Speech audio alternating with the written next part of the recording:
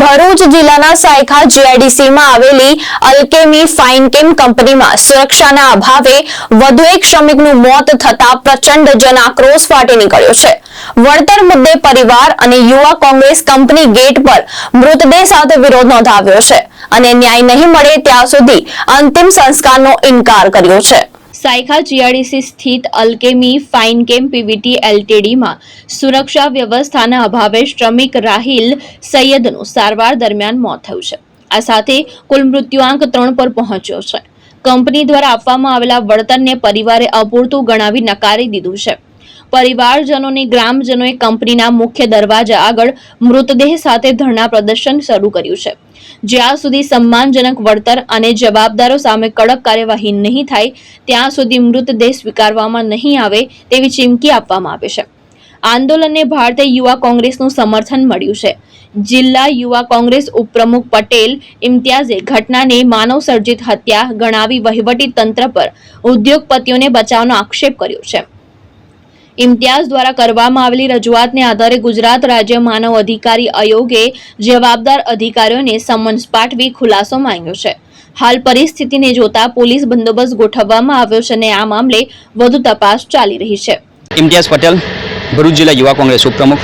હાલ આપણે ઉપસ્થિત છે ભરૂચ જિલ્લામાં આવેલ સાયખા જીઆઈડીસી વિસ્તારમાં કે જ્યાં અલ્કેમ ફાઇનકેમ કંપનીના અંદર થોડા દિવસો પૂર્વે એક અકસ્માતનો બનાવ બન્યો હતો, જ્યાં કંપનીના અંદર 4 કર્મચારીઓ ગંભીર રીતે દાઝી ગયા હતા અને જેમાં એક સિક્યુરિટી કર્મચારીનું સ્થળ પર જ મૃત્યુ થયું હોવાની માહિતી અહેવાલ પ્રાપ્ત થઈ હતી।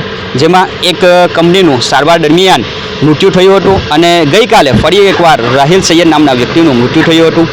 અહીંયા આજરોજ મુસ્લિમ સમાજના અગ્રણીઓ અને સ્થાનિક આગેવાનો સાથે ભેગા મળીને તેમના જે વળતરની છે માંગ માટે કંપની ખાતે ઉપસ્થિત રહ્યા હતા, પરંતુ કંપની દ્વારા આ જે બનાવો બન્યા છે અને જે કર્મચારી સિક્યુરિટી ઉપર હાર્ટ એટેક આવવાથી મૃત્યુ પામ્યા હતા તેને એક નાટ્ય રૂપાંતર આપીને કુદરતી મોતમાં રૂપાંતર કરવાનો પ્રયાસ કર્યો હતો, જેના વિરોધ સંદર્ભે અને પ્રજાહિત કાર્ય માટે મેં મારા થકી ગુજરાત રાજ્ય માનવ અધિકાર આયોગ વિભાગના અંદર એક રાવ નાખ્યો હતો, જેના જવાબરૂપે ગઈકાલે સમન્સ ભરૂચ જિલ્લા ડીએમ એટલે કે ડિસ્ટ્રિક્ટ મેજિસ્ટ્રેટને ગુજરાત રાજ્ય માનવ અધિકાર દ્વારા સમન પાઠવવામાં આવ્યો છે અને તેનો ખુલાસો માંગવામાં આવ્યો છે।